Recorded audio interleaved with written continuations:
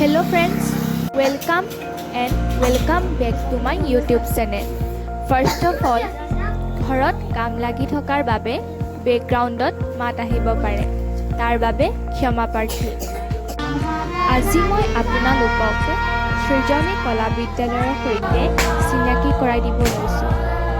এই বিদ্যালয়ত শুক্ৰবাৰৰ পৰা দেওবাৰলৈকে ক্ৰমে চিত্ৰকলা, শাস্ত্ৰীয় সংগীত অৰ্থাৎ গীত, সত্ৰীয়া নৃত্য আৰু ফুলৰ প্ৰশিক্ষণ ক্ৰমে স্বৰূপ বৰ্ধন ছাৰ, ৰবীন হাজৰিকা ছাৰ আৰু ৰাজীৱ দাস ছাৰে প্ৰদান কৰে।